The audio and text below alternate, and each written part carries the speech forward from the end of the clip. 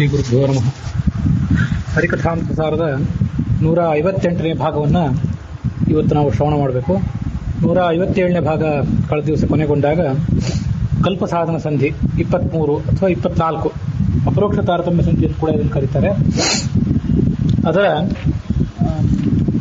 14ನೇ ಪದ್ಯದವರೆಗೆ ಶ್ರವಣ ಸಮಾಪ್ತಿ ಕಂಡಿತ್ತು. ಆದರೆ 8, 9, 10 ಇತ್ಯಾದಿ ಪದ್ಯಗಳಲ್ಲಿ ಏನು ವಿಶೇಷಾಂಶಗಳಿವೆ ಅದನ್ನು ಈಗ ಶ್ರವಣ ಮಾಡಬೇಕು. ಜ್ಞಾನಯೋಗಿಗಳು, ಕರ್ಮಯೋಗಿಗಳು, ಭಕ್ತಿಯೋಗಿಗಳು ಇತ್ಯಾದಿ ವಿವರಣ ನಮಗೆ ಈ ಕಲ್ಪಸಾಧನ ಸಂಧಿಯಲ್ಲಿ ದಾಸರ ಮೂಲಕ ಸಿಗ್ತದೆ. ಆ ಜ್ಞಾನಯೋಗಿಗಳು ಅಂದ್ರೆ ಏನು, ಕರ್ಮಯೋಗಿಗಳು ಅಂದ್ರೆ ಏನು, ಹಾಗೆ ಭಕ್ತಿಯೋಗಿಗಳು ಅನ್ನೋದಕ್ಕೆ ಏನರ್ಥ? ತೃಣ, ಕ್ರಿಮಿ, ದ್ವಿಜ, ಪಶು, ನರೋತ್ತಮ, ಜನಪ, ನರ, ಗಂಧರ್ವ ಗಣರಿವರು ಎನಿಪರು ಅಂಶವಿಹೀನ ಕರ್ಮ ಸುಯೋಗಿಗಳು ಎಂದು ಅಂತ 3ನೇ ಪದ್ಯದಲ್ಲಿ ಅವ್ರ ಬಗ್ಗೆ, ಕರ್ಮಯೋಗಿಗಳ ಬಗ್ಗೆ ವಿವರಣೆ ಬಂದಿದೆ. ಇದಾದ ಬಳಿಕ ದೇವಗಾಯಕ ಆಜಾನ ಚಿರಪಿತ್ರ ದೇವರೆಲ್ಲರೂ ಜ್ಞಾನಯೋಗಿಗಳು ಆವ ಕಾಲಕ್ಕೂ, ಹೀಗೆ ಜ್ಞಾನಯೋಗಿಗಳ ಬಗ್ಗೆ ಬಂದಿದೆ. ಅದೇ ಪದ್ಯದಲ್ಲಿ ಈ ಉಭಯ ಗಣದೊಳಗಿವರು ವಿಜ್ಞಾನಯೋಗಿಗಳು. ಇನ್ನು ಮುಂದೆ ಇರುವಂಥ 18ನೇ ಕಕ್ಷಾದಿಂದ 1ನೇ ಕಕ್ಷಾದವರೆಗೆ ಏನು ದೇವತೆಗಳಿದ್ದಾರೆ ಅವರೆಲ್ಲರ ಬಗ್ಗೆ ಭಕ್ತಿಯೋಗಿಗಳು ಅಂತ ಬಂದಿದೆ. ಸತ್ಯಲೋಕಾಧಿಪನ ಬಿಡಿದು ಶತಸ್ಥ ದೇವಗಣ ಅಂತ ಎಲ್ಲರೂ ಭಕ್ತಿಯೋಗಿಗಳೆಂದು ಕರೆಸುವ ರಾವಕಾಲದಲ್ಲಿ ಅಂತ ಹೀಗೆ ಬಂದಿದೆ. ಹೀಗೆ 1ನೇ ಕಕ್ಷಾದಿಂದ 18ನೇ ಕಕ್ಷಾದ ತನಕ ಒಂದು ವಿಭಾಗ ಇದೆ, ಭಕ್ತಿಯೋಗಿಗಳು ಅಂತೇಳಿ. ಮುಂದೆ 19ನೇ ಕಕ್ಷಾದಿಂದ ದೇವಗಂಧರ್ವರೆಗೆ ಮತ್ತೊಂದು ರೀತಿಯಾದಂಥ ವಿಭಾಗ ಇದೆ. ಮುಂದೆ ಮನುಷ್ಯ ಗಂಧರ್ವರಿಂದ ಪ್ರಾರಂಭ ಮಾಡಿಕೊಂಡು 33ನೇ ಕಕ್ಷಾದಿಂದ 33, 34, 35 ಇವರನ್ನು ಕರ್ಮಯೋಗಿಗಳು ಅಂತ ಕರೆದಿದ್ದಿದೆ. ಈ ಮೂವರೇನಿದ್ದಾರೆ, ಮನುಷ್ಯ ಗಂಧರ್ವರು, ಚಕ್ರವರ್ತಿಗಳು ಮತ್ತು ನರೋತ್ತಮರು ಅಂಥೇಳಿ, ಈ ಕಕ್ಷಾ ತಾರತಮ್ಯದಲ್ಲಿ ಸ್ಥೂಲವಾಗಿ ಹೇಳಲ್ಪಟ್ಟಂತಹ ಈ ಮೂವರನ್ನೇ 7 ಜನರು ಅಂತ ಹೇಳಿದ್ರಷ್ಟೇ. ತೃಣ, ಕ್ರಿಮಿ, ದ್ವಿಜ, ಪಶು, ನರೋತ್ತಮ, ಜನಪ, ನರ, ಗಂಧರ್ವರು, ನರ, ಗಂಧರ್ವ ಗಣರೆನಿಪರು ಅಂಶವಿಹೀನ ಕರ್ಮ ಸುಯೋಗಿಗಳು ಅಂತ. ಹೀಗೆ 35, 34, 33 ಈ ಕಕ್ಷಾದವರನ್ನೇ ಮತ್ತಷ್ಟು 7 ವಿಭಾಗ ಮಾಡಿ ಅವರನ್ನು ಕರ್ಮಯೋಗಿಗಳು ಅಂತ ಕರೆದ್ರು. 32ರಿಂದ 19ರವರೆಗೆ ಇವರನ್ನ ಜ್ಞಾನಯೋಗಿಗಳು ಅಂತ ಕರೆದ್ರು. ಆ ಜ್ಞಾನಯೋಗಿಗಳನ್ನೇ ಜ್ಞಾನಯೋಗಿಗಳು, ವಿಜ್ಞಾನಯೋಗಿಗಳು ಅಂತ ಮತ್ತೆ ಹೇಳಿದ್ರಷ್ಟೇ. ಆದರೆ ಭಾಗವತದಲ್ಲಾಗಲಿ, ಭಾಗವತ ತಾತ್ಪರ್ಯದಲ್ಲಾಗಲಿ ಜ್ಞಾನಯೋಗಿಗಳು, ವಿಜ್ಞಾನಯೋಗಿಗಳು ಅಂತ 2 ವಿಭಾಗ ಏನಿಲ್ಲ. ಕೇವಲ ಕರ್ಮಯೋಗಿಗಳು, ಜ್ಞಾನಯೋಗಿಗಳು, ಭಕ್ತಿಯೋಗಿಗಳು ಅಂತ ಇಷ್ಟೇ ವಿಭಾಗ ಇದೆ. ಇನ್ನು 18ರಿಂದ 1ನೇ ಕಕ್ಷಾದವರೆಗೆ ಇವರೆಲ್ಲರೂ ಕೂಡ ಭಕ್ತಿಯೋಗಿಗಳು ಅಂತ ಕರೆಸ್ಕೋತಾರೆ. ನಮಗೆ ಆ ಶಬ್ದ ನೋಡಿಬಿಟ್ರೆ ಈ ಭಕ್ತಿಯೋಗಿಗಳಾದವರು ಕೇವಲ ಭಕ್ತಿಯನ್ನು ಮಾತ್ರ ಮಾಡ್ತಾರೆ, ಹಾಗೆ ಜ್ಞಾನಯೋಗಿಗಳಾದವರು ಜ್ಞಾನ ಕಾರ್ಯದಲ್ಲಿ ಮಾತ್ರ ತೊಡಗಿರ್ತಾರೆ, ಹಾಗೆ ಕರ್ಮಯೋಗಿಗಳಾದವರು ಕರ್ಮದಲ್ಲಿ ಮಾತ್ರ ತೊಡಗಿರ್ತಾರೆ ಅಂತ ಅನಿಸ್ತದೆ. ಯಾಕೆಂತಂದ್ರೆ ಈ ಇತ್ತೀಚೆಗೆ ಈ ಭಕ್ತಿ ಪಂಥ, ದಾಸ ಪಂಥ ಹೀಗೆಲ್ಲ ಏನೇನೋ ಹೆಸರುಗಳು ನಾವು ಕೇಳಿರ್ತೀವಿ. ಆ ಮೂಲಕ ಭಕ್ತಿ ಪಂಥ ಅಂತಂದ್ರೆ ಗಹನವಾದಂಥ ಶಾಸ್ತ್ರಾರ್ಥದಲ್ಲಿ ಶಾಸ್ತ್ರಾರ್ಥ ವಿಚಾರದಲ್ಲಿ, ಅದರ ಅಧ್ಯಯನದಲ್ಲಿ ತೊಡಗುವಂಥವರಲ್ಲ. ಕೇವಲ ಭಕ್ತಿಪರವಾದಂಥ ಭಗವಂತನ ಗುಣನಾಮವನ್ನು ವರ್ಣನೆ ಮಾಡುವಂಥ ಪದಗಳನ್ನ ಯಾರು ಹಾಡಿಕೊಂಡು ಸಾಮೂಹಿಕವಾಗಿ ಅದನ್ನ ಯಾರು ಭಜನೆ ಮಾಡ್ತಿರ್ತಾರೆ ಅಂಥವ್ರನ್ನ ಭಕ್ತಿ ಪಂಥದವರು ಅಂತ ಕರೆದಿದ್ದೆಲ್ಲ ಕಂಡು ಬರ್ತದೆ.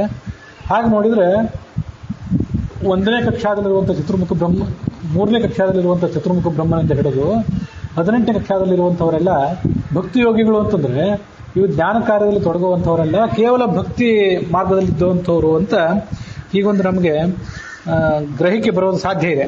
ಅದಕ್ಕಾಗಿ ಇಲ್ಲಿ ಹೆಚ್ಚು ದಾಸರು ಅದನ್ನು ಹೇಳಲಿಲ್ಲ. ನಡುವೆ ಎಲ್ಲೋ ಒಂದು ಸ್ವಲ್ಪ ಹೇಳಿದ್ರು ಜ್ಞಾನಯೋಗಿಗಳು, ಭಕ್ತಿಯೋಗಿಗಳು ಅನ್ನೋದಕ್ಕೆ ಅರ್ಥ ಏನಂತ. ಅದರ ವಿಸ್ತಾರವಾದ ವಿವರ ಈ ಭಾಗವತದಲ್ಲಿ, ಭಾಗವತ ತಾತ್ಪರ್ಯದಲ್ಲಿ ಇದೆ.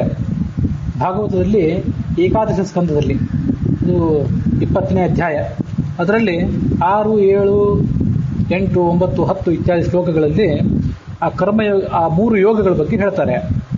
ಯೋಗಾಶ್ರಯೋ ಮಯಾ ಪ್ರೋಕ್ತಾಹ ದೃಢಾಂ ಶ್ರೇಯೋ ವಿಚಿತ್ಸಯ ಜ್ಞಾನಂ ಕರ್ಮಚ ಭಕ್ತಿಶ್ಚ ನೋಪಾಯೋನ್ಯೋಸ್ತಿ ಕುತ್ರಚಿತ್. ಭಗವಂತ ಉದ್ಧವನಿಗೆ ಕೆಲವೊಂದಿಷ್ಟು ತತ್ವೋಪದೇಶ ಮಾಡಿದಂಥ ಪ್ರಕರಣ ಇದೆಲ್ಲ. ನಾನು ಅವತಾರ ಪರಿಸಮಾಪ್ತಿ ಮಾಡೋದಕ್ಕಿಂತ ಮೊದಲು ಈ ತತ್ವಜ್ಞಾನವನ್ನೆಲ್ಲ ನಿನಗೆ ಉಪದೇಶ ಮಾಡಿ ಹೋಗ್ತೇನೆ, ನೀನು ಇದನ್ನು ಮುಂದೆ ವಿದುರನಿಗೆ ಉಪದೇಶ ಮಾಡು. ಪ್ರಾಯ ವಿದುರನಿಗೆ, ನನಗೆ ಸಂದರ್ಭ ಎಲ್ಲ ಪೂರ್ಣ ಸ್ಪಷ್ಟವಾಗಿ ನೆನಪಿಲ್ಲ. ಭಗವಂತ ಉದ್ಧವನಿಗೆ ಹೇಳಿದ, ಉದ್ಧವ ವಿದುರನಿಗೆ ಹೇಳಿದ. ಯಾಕಂದ್ರೆ ಪಾಂಡವರ ಪಟ್ಟಾಭಿಷೇಕೆಲ್ಲ ಆಗಿ ಹೋದ್ಮೇಲೆ ವಿದುರ ಎಲ್ಲ ಕಡೆ ಸಂಚಾರ ಮಾಡ್ತಾ ಓಡಾಡ್ತಿದ್ದ. ಅವನಿಗೆ ಹಿಂದಿನಂತೆ ಈ ಸಾಮ್ರಾಜ್ಯದ ಜವಾಬ್ದಾರಿ ಇತ್ಯಾದಿ ಯಾವುದಿರಲಿಲ್ಲ. ಸಂಚಾರ ಮಾಡ್ತಿದ್ದ, ನಡುವೆ ಹಸ್ತಿನಾವತಿಗೆ ಬರ್ತಿದ್ದ. ಆತ ಉದ್ಧವನ ಮೂಲಕ ಪಡ್ಕೊಂಡಂಥ ಉಪದೇಶ ಇದು. ಉದ್ಧವನಿಗೆ ಕೃಷ್ಣನ ಮೂಲಕ ಬಂದಿತ್ತು. ಭಗವಂತ ಏನು ಹೇಳಿದ? ನಾನು ಜ್ಞಾನ ಮಾರ್ಗ, ಕರ್ಮ ಮಾರ್ಗ ಮತ್ತು ಭಕ್ತಿ ಮಾರ್ಗ ಅಂತ 3 ಸಾಧನಗಳನ್ನು ಹೇಳಿದ್ದೇನೆ. ಯಾಕೆಂದ್ರೆ ಸಜ್ಜನರಾದವರಿಗೆ, ಭಗವದ್ಭಕ್ತರಾದವರಿಗೆ ಮೋಕ್ಷೋಪಾಯ ದೊರಕಬೇಕು ಅನ್ನೋ ದೃಷ್ಟಿಯಿಂದ. ಇಷ್ಟು ಸಾಧನಗಳು ಬಿಟ್ಟರೆ ಬೇರೆ ಯಾವ ಮಾರ್ಗವೂ ಕೂಡ ಇಲ್ಲ. ನಿರ್ವಿಣ್ಣಾನ ಜ್ಞಾನಯೋಗ ನ್ಯಾಸಿನಾಮಿಹ ಕರ್ಮಸು ತೇ ಸ್ವನಿರ್ವಿಣ್ಣ ಚಿತ್ತಾನಾಂ ಕರ್ಮಯೋಗಸ್ತು ಕರ್ಮಿಣಾಂ. ಸನಕ ಮೊದಲಾದಂತಹ ಸನ್ಯಾಸಿಗಳು ಇರ್ತಾರಲ್ಲ, ಆ ಸನಕ ಮೊದಲಾದಂಥ ಸನ್ಯಾಸಿಗಳು ಕರ್ಮದಲ್ಲಿ ಅವರಿಗೆ ಒಂದಿಷ್ಟು ವೈರಾಗ್ಯ ಇರ್ತದೆ. ಹೆಚ್ಚು ಕರ್ಮ ಮಾಡ್ಲಿಕ್ಕೆ ಹೋಗೋದಿಲ್ಲ ಅವರು. ಅಂದರೆ ಯಜ್ಞಯಾಗ ಮೊದಲಾದ ಕರ್ಮಗಳನ್ನು ಮಾಡ್ಲಿಕ್ಕೆ ಹೋಗೋದಿಲ್ಲ. ಆದರೆ ತಮಗೆ ನಿರ್ದಿಷ್ಟವಾದಂತಹ ಸಂಧ್ಯಾವಂದನೆ ಮೊದಲಾದ ನಿಯತ ಕರ್ಮಗಳಂತ ಏನಿರ್ತಾವಲ್ಲ ಅವನ್ನ ಮಾತ್ರ ಮಾಡ್ತಾನೆ ಇರ್ತಾರೆ. ಬಹುತೇಕ ಸಂದರ್ಭವನ್ನೆಲ್ಲ ಅವರ ಧ್ಯಾನದಲ್ಲಿ ಕಳೀತಾರೆ, ಸಮಾಧಿಯಲ್ಲಿ. ಹಾಗಾಗಿ ಕೆಲವೊಂದು ಬಾರಿ ಇಂಥ ಸಂಧ್ಯಾವಂದನ ಮೊದಲಾದ ಕರ್ಮಗಳನ್ನು ಕೂಡ ಬಿಟ್ಟು ಬಿಡ್ತಾರೆ. ಇದರ ಹೊರತು ಯಜ್ಞಯಾಗ ಮೊದಲಾದ ದೀರ್ಘಕಾಲದ ಯಜ್ಞಯಾಗ ಮೊದಲಾದವುಗಳು ಇರ್ತಾವಲ್ಲ, ದ್ರವ್ಯ ಯಜ್ಞ ಅಂತ, ಅಂಥದ್ರಲ್ಲಿ ಅವರು ತೊಡಗೋದಿಲ್ಲ. ನಿರ್ವಿಣ್ಣಾನ, ಇವರು ಕರ್ಮಯೋಗದ ಬಗ್ಗೆ, ಕರ್ಮ ಮಾಡುವುದರ ಬಗ್ಗೆ ಅನಾಸಕ್ತರು. ಅವರಿಗೆ ಅಂಥ ಸನ್ಯಾಸಿಗಳಿಗೆ, ನ್ಯಾಸಿಗಳು ಅಂದರೆ ಸನ್ಯಾಸಿಗಳು, ಅವರು ಕರ್ಮಸು ನಿರ್ವಿಣ್ಣಾನ, ಕರ್ಮದ ಬಗ್ಗೆ ಅವರು ಅನಾಸಕ್ತರು. ಅಂಥ ನ್ಯಾಸಿಗಳಾದಂಥ ಸನಕ ಮೊದಲಾದವರಿಗೆ ಜ್ಞಾನಯೋಗ ನನ್ನಿಂದ ವಿಹಿತ ಆಗಿದೆ. ಈ ಜ್ಞಾನಯೋಗದ ಮೂಲಕ ಅವರು ಭಗವಂತನ ಅನುಗ್ರಹಕ್ಕೆ ಪಾತ್ರರಾಗ್ತಾರೆ. ಇನ್ನೂ ವಿರಕ್ತಿ ಬರದೇ ಇದ್ದವರಂಥವ್ರು ಕೆಲವರು ಇರ್ತಾರಲ್ಲ, ತೇಷು ಅನಿರ್ವಿಣ್ಣ ಚಿತ್ತಾನ, ಕರ್ಮದ ಬಗ್ಗೆ ಇನ್ನೂ ಅವರಿಗೊಂದು ಆಸಕ್ತಿ ಉಳಿದಿರ್ತದೆ. ಕರ್ಮದ ಬಗ್ಗೆ ಅವರ ಆಸಕ್ತಿಯನ್ನು ಕಳ್ಕೊಂಡಿರೋದಿಲ್ಲ. ಅಂತಹ ಕರ್ಮಿಗಳ ಸಲುವಾಗಿ ಕರ್ಮಯೋಗ ಅನ್ನುವಂಥ ಮಾರ್ಗ ಇದೆ. ಅಂತಹ ಮನುಷ್ಯೋತ್ತಮರಿಗಾಗಿ ಭಕ್ತಿ ಸಮೇತವಾದಂತಹ ನಿಷ್ಕಾಮ ಕರ್ಮ ಅನ್ನುವಂಥ ಸಾಧನವನ್ನು ನಾನು ವಿವರಿಸಿ ಹೇಳಿದ್ದೇನೆ. ಕರ್ಮಯೋಗಸ್ತು ಕರ್ಮಿಣ ಯದೃಚ್ಛಯ ಮತ್ಕಥಾದೌ ಜಾತ ಶುದ್ಧಸ್ತು ಯಃ ಪುಮಾನ್ ನ ನಿರ್ವಿಣ್ಣೋ ನಾತಿಸಕ್ತಃ ಭಕ್ತಿಯೋಗೋಸ್ಯ ಸಿದ್ಧಿದಃ. ಮುಂದೆ ಭಕ್ತಿಯೋಗದ ಬಗ್ಗೆ ಹೇಳ್ತಾರೆ ಈ ಭಾಗವತ ಶ್ಲೋಕದಲ್ಲಿ. ಈ ಭಾಗವತ ಶ್ಲೋಕಗಳು ಏನು ಹೇಳ್ತವೆ ಅಂತ ಅನ್ನೋದನ್ನು ನೋಡಿ ಮುಂದೆ ಭಾಗವತ ತಾತ್ಪರ್ಯ ಅದ್ರ ಬಗ್ಗೆ ಏನು ಸ್ಪಷ್ಟವಾಗಿ ಹೇಳಿದೆ ಅಂತ ನೋಡೋಣ. ಯದೃಚ್ಛಯ ಮತ್ಕಥಾದು ಜಾತಶುದ್ಧ ಯಃ ಪುಮಾನ್. ದೇವತೆಗಳಿಗೆ ಸ್ವಾಭಾವಿಕವಾಗಿಯೇ ಈ 18ನೇ ಕಕ್ಷಾದಲ್ಲಿರುವಂಥ ದೇವತೆಗಳಿಂದ ಹಿಡಿದು 3ನೇ ಕಕ್ಷಾದಲ್ಲಿರುವಂಥದ್ದು, ನಾನು ಆವಾಗ 1ನೇ ಕಕ್ಷಾ ತನಕ ಅಂತ ಹೇಳಿದೆ. 1, 2 ಸಾಧಕರಲ್ಲ ಅವರು. 1 ರಿಂದ 3 ರಿಂದ 18 ಅಂತ ತಿಳ್ಕೋಬೇಕು. ಅದನ್ನು ಪ್ರಮಾದದಿಂದ ಹಾಗೆ ಹೇಳಿದೆ. ಈ ದೇವತೆಗಳಿಗೆ ಅನಾದಿ ಕಾಲದಿಂದ ಭಗವಂತನ ಕಥೆಯನ್ನು ಶ್ರವಣ ಮಾಡಬೇಕು, ಭಗವಂತನ ಮಹಿಮೆಯನ್ನು ಕೀರ್ತನೆ ಮಾಡಬೇಕು ಅನ್ನುವಂಥ ಒಂದು ಆಸಕ್ತಿ ಸಹಜವಾಗಿ ಬಂದುಬಿಟ್ಟಿರ್ತದೆ. ಅದೃಷ್ಟವಶಾತ್ ಬಂದಿರ್ತದೆ ಆ ಗುಂಪಿಗೆ. ಭಗವಂತನು ಕೊಟ್ಟಿರೋದಿಲ್ಲ, ಯಾಕಂದ್ರೆ ಅದು ಅವ್ರ ಜೀವ ಸ್ವರೂಪ. ಅದು ಭಗವಂತ ಕೊಟ್ಟಿರ್ತಾನೆ, ಕೆಲವರಿಗೆ ಕೊಟ್ಟಿರ್ತಾನೆ, ಕೆಲವರಿಗೆ ಕೊಟ್ಟಿರೋದಿಲ್ಲ ಅಂತಲ್ಲ. ಅವ್ರಿಗೆ ಅನಾದಿ ಕಾಲದಿಂದ ಇರ್ತದೆ ಅದು. ಅವರಿಗೆ ಅತಿಯಾದಂಥ ವಿಷಯ ಆಸಕ್ತಿ ಇರೋದಿಲ್ಲ. ನಾವು ನೋಡ್ತೀವಿ ದೇವತೆಗಳು ಅಷ್ಟು ದೀರ್ಘಕಾಲದ ವಿಷಯ ಭೋಗ ಮಾಡಿದರು ಅಂತಾಗೆಲ್ಲ ಅವ್ರ ಬಗ್ಗೆ ಎಲ್ಲ ಬೇಕಾದಷ್ಟು ಪ್ರಾಣಿಗಳು ಶ್ರವಣ ಮಾಡ್ತೀವಿ. ಅರ್ಜುನನ ಬಗ್ಗೆ, ಇಂದ್ರನ ಬಗ್ಗೆ, ಮತ್ತೆಷ್ಟೋ ಜನ ದೇವತೆಗಳ ಬಗ್ಗೆ ಇದನ್ನೆಲ್ಲ ಶ್ರವಣ ಮಾಡ್ತೀವಿ. ಆದರೆ ಅದೆಲ್ಲ ಅವರ ಪ್ರಾರಬ್ಧ ಅನ್ನೋ ಕಾರಣಕ್ಕಾಗಿ ಮಾಡ್ತಾರೆ. ಪ್ರಾರಬ್ಧ ಅಂದ್ರೆ ಏನು? ನಮ್ಮ ಪ್ರಾರಬ್ಧ ಇದನ್ನು ಅನುಭವಿಸಲೇಬೇಕು ಅಂತ ಕೆಲವು ನಾವು ಗೋಳಾಡ್ತಿರ್ತೇವೆ. ಇಲ್ಲಿ ಪ್ರಾರಬ್ಧ ಅಂತಂದ್ರೆ ದುಃಖ ಅನ್ನೋ ಅರ್ಥದಲ್ಲಿ. ಏನೋ ಕರ್ಮ ಮಾಡಿಬಿಟ್ಟಿದ್ದೇವೆ, ಅದನ್ನು ಅಳಿಸಿ ಹಾಕೊಳ್ಳುವಂಥ ವಿಧಾನ ಯಾವುದು ನಮಗೆ ಗೊತ್ತಿಲ್ಲ, ಈಗ ಅಂಥದ್ದು ಯಾವುದು ದೊರೆತಿಲ್ಲ, ಅದಕ್ಕಾಗಿ ಇದನ್ನು ಅನುಭವಿಸಲೇಬೇಕಾಗಿದೆ ಅಂತ ಹೇಳ್ತೀವಿ. ಹೇಗೆ ದುಃಖವನ್ನು ಅನುಭವಿಸಲೇಬೇಕು ಹಾಗೆ ಸುಖನೂ ಅನುಭವಿಸಲೇಬೇಕು. ಆ ಸುಖ ಅನುಭವಿಸಿ ಹೋಗುವಂಥದ್ದೇ ಅಲ್ಲ ಅದು. ಅದಕ್ಕಾಗಿ ಅನುಭವಿಸ್ತಾರೆ ಹೊರತು ಅವರಿಗೆ ಸುಖದಲ್ಲಿ ಆಸಕ್ತಿ ಇರೋದಿಲ್ಲ. ಅವ್ರಿಗೆ ಅಂಥ ಸುಖ ಪ್ರಾರಂಭ ಹೇಗೆ ಬಂದಿರ್ತದೆ ಅಂದರೆ ಅದವರ ಅರ್ಹತೆ. ಹಾಗೆ ನಮಗೂ ಕೂಡ ಕೆಲವು ಸರಿ ಬೇಡ ಬೇಡ ಅಂದ್ರೂ ಸುಖ ಬರ್ತಿರ್ತದೆ. ಅದನ್ನು ನಮ್ಮ ಯೋಗ್ಯತೆ ಅಂತ ಇರ್ತದೆ ಅಂದರೆ ನಾವು ಸುಖ ಬಂದಾಗ ಬೇಡ ಬೇಡ ಅನ್ನೋರು ಆಗಿರೋದೇ ಇಲ್ಲ. ಯಾವಾಗಲೂ ಬೇಕು ಅಂತ ಅಂತಿರ್ತೀವಿ, ದುಃಖ ಮಾತ್ರ ಬೇಡ ಬೇಡ ಅಂತಿರ್ತೀವಿ, ಅದು ಬರ್ತಿರ್ತದೆ. ಆವಾಗ ನಮ್ಮ ಗೋಳಾಟ ಅಲ್ಲಿ ಕೇಳಿ ಬರ್ತದೆ. ಸುಖ ಮಾತ್ರ ಬೇಡ ಅಂತ ನಾವು ಎಂದೂ ಅಂದಿರೋದೇ ಇಲ್ಲ. ಹೀಗೆ ಅವರಿಗೆ ಅತಿಯಾದಂಥ ವಿಷಯಾಸಕ್ತಿ ಇರೋದಿಲ್ಲ ಮತ್ತು ತಾತ್ಕಾಲಿಕವಾದಂಥ ವೈರಾಗ್ಯ ಎಂದೂ ಬರೋದಿಲ್ಲ. ಅವರಿಗೆ ಶಾಶ್ವತವಾದ ವೈರಾಗ್ಯನೇ ಇರ್ತದೆ. ಈ ಎಲ್ಲ ಸನಕಾದಿ ಋಷಿಗಳಿಗಿಂತ ದೊಡ್ಡ ವೈರಾಗ್ಯ ಅವರಿಗೆ ಇರ್ತದೆ. ಆದರೆ ಅವರು ಆಭೂಷಣ, ವಸ್ತ್ರ, ವೈಭೋಗ, ಸ್ವರ್ಗ, ವಿಮಾನ ಇತ್ಯಾದಿಗಳಲ್ಲಿ ಆನಂದ ಪಡ್ತಿರ್ತಾರೆ. ಅದೇ ಯಾಕೆಂದ್ರೆ ಅದೆಲ್ಲ ಅವ್ರ ಪ್ರಾರಬ್ಧ ಅಷ್ಟೇ. ಅಂಥವರಿಗಾಗಿ ಭಕ್ತಿ ಯೋಗ ಅಂತ ಅನ್ನೋದು ಮೋಕ್ಷ ಸಾಧನ. ತಾವತ್ ಕರ್ಮಾಣಿ ಕುರುವೀತ ನ ನಿರ್ವಿದ್ಯೇತ ಯಾವತ ಮತ್ಕಥಾ ಶ್ರವಣಾದೌವ ಶುದ್ಧ ಯಾವನ್ನ ಜಾಯತೆ. ಮನುಷ್ಯ ಈ ಮನುಷ್ಯೋತ್ತಮರು, ಚಕ್ರವರ್ತಿಗಳು ಇವರೆಲ್ಲ ಏನಿದ್ದಾರಲ್ಲ, ಅವರು ಕರ್ಮಗಳನ್ನು ಮಾಡ್ತಾನೇ ಹೋಗ್ಬೇಕು. ನಿಷ್ಕಾಮ ಕರ್ಮಗಳನ್ನು ಮಾಡ್ತಾನೇ ಹೋಗ್ಬೇಕು. ಎಲ್ಲಿ ತನಕ ಮಾಡ್ತಾ ಹೋಗ್ಬೇಕು, ಆಮೇಲೂ ಮಾಡಬೇಕು, ಅಲ್ಲಿಯವರೆಗೆ ವಿಶೇಷವಾಗಿ ಮಾಡಬೇಕು. ಎಲ್ಲಿ ತನಕ ಅಂದರೆ ವೈರಾಗ್ಯ ಇನ್ನೂ ಬಂದಿಲ್ಲ ಅನ್ನೋ ಪರಿಸ್ಥಿತಿಯಲ್ಲಿ ಇವತ್ತು ನಾವಿದ್ದೇವೆ. ಆ ವೈರಾಗ್ಯ ಬರೋ ತನಕನೂ ಕರ್ಮಗಳನ್ನು ಮಾಡ್ತಾನೆ ಹೋಗಬೇಕು. ಮತ್ತು ಕಥಾಶ್ರವಣ, ಭಗವಂತನ ಶಾಸ್ತ್ರದ ಶ್ರವಣ. ಕಥಾ ಅಂದರೆ ಬರೇ ಭಗವಂತನ ಲೀಲೆಗಳಲ್ಲ, ಶಾಸ್ತ್ರದ ರಹಸ್ಯಮಯವಾದ ಪ್ರಮೇಯಗಳ ಶ್ರವಣ. ಅದರ ಬಗ್ಗೆ ಸ್ವಾಭಾವಿಕವಾದ ಆಸಕ್ತಿ ಬರೋ ತನಕ ಇದನ್ನು ಗಮನಿಸ್ಬೇಕು. ನಮಗೆಲ್ಲ ಈಗೇನು ಬಂದಿದೆಯಲ್ಲ, ಇದು ಸ್ವಾಭಾವಿಕವಾದ ಆಸಕ್ತಿ ಅಲ್ಲ. ಇದು ಯಾಕೆ ಅಂತಂದರೆ, ಯಾವುದೋ ಒಂದು ವಂಶದಲ್ಲಿ ಹುಟ್ಟಿದ್ವಿ. ಆ ವಂಶದಲ್ಲಿ ತಂದೆ ತಾಯಿಗಳು ಹಿಂದಿನವರೆಲ್ಲ ಅಂಥ ಕೆಲಸವನ್ನು ಮಾಡ್ತಾ ಬಂದಿದ್ರು. ರಕ್ತದ ಮೂಲಕ ನಮಗೂ ಹರಿದು ಬಂತು, ಮಾಡಿದೆವು. ಇನ್ನೊಂದು ತಂದೆ ತಾಯಿಗಳ ವಂಶದಲ್ಲಿ ಹೋಗಿ ಹುಟ್ಟಿದ್ರೆ ಮುಗಿದೋರುತ್ತೆ. ಅಲ್ಲಿಯ ಪ್ರಭಾವಕ್ಕನುಸಾರವಾಗಿ ಮತ್ತೇನೋ ಮಾಡ್ತಾ ಹೋಗಿಬಿಡ್ತೇವೆ. ಅದಕ್ಕೆ ಇದನ್ನ ಸ್ವಾಭಾವಿಕವಾದ ಆಸಕ್ತಿ ಅಲ್ಲ ಅಂತ, ಇದು ಸಹಜವಾದ ಆಸಕ್ತಿ ಅಲ್ಲ, ಇದು ಆಹಿತವಾದ ಆಸಕ್ತಿ. ಇನ್ನು ಕೆಲವು ಸರಿ ವೃದ್ಧಾಪ್ಯದಲ್ಲಿ ರಿಟೈರ್ಡ್ ಆಗುವ ಸಂದರ್ಭದಲ್ಲಿ ಮನುಷ್ಯನಿಗೆ ಇನ್ನೇನೋ ಎಲ್ಲ ಜೀವನದಲ್ಲಿ ಇನ್ನೆಲ್ಲ ಮಾಡಿದೆ, ಇದೆಲ್ಲ ಯಾವುದನ್ನು ಬೇಡ ಅಂತ ಅನಿಸ್ಬಿಡ್ತದೆ. ಮತ್ತು ಯೌವನದಲ್ಲಿದ್ದಂಥ ಹುರುಪು, ಯಾವುದನ್ನು ಎದುರಿಸಿ ಬಾಳುವಂಥ ಒಂದು ಹುಂಬತನ ಅವೆಲ್ಲ ಕಡಿಮೆ ಆಗಿರ್ತದೆ. ಒಂದ್ಸಲ ಜೀವನದಲ್ಲಿ ಅಭದ್ರತೆ ಕಾಡ್ಲಿಕ್ಕೆ ಶುರುವಾಗ್ತದೆ. ಅಂಥವರೆಲ್ಲ ಹೋಗಿ ಪುರಾಣ ಪುಣ್ಯಕಥೆಗಳನ್ನ ಶ್ರವಣ ಮಾಡ್ಲಿಕ್ಕೆ ಶುರು ಮಾಡ್ತಾರೆ. ಇದು ಎಲ್ಲ ಕಡೆ ನಡೆದಿರುವಂಥದ್ದೇ ಇದು. ಹಾಗಾಗಿ ಭಗವಂತನ ಮಹಿಮೆಯನ್ನು ಕೇಳಬೇಕು ಅಂತ ಒಂದು ಆಸಕ್ತಿ ಇರ್ತದೆ, ಶಾಸ್ತ್ರ ಶ್ರವಣ ಮಾಡಬೇಕು ಅಂತ ಇರ್ತದೆ, ಬರ್ತದೆ ಮನುಷ್ಯನಿಗೆ.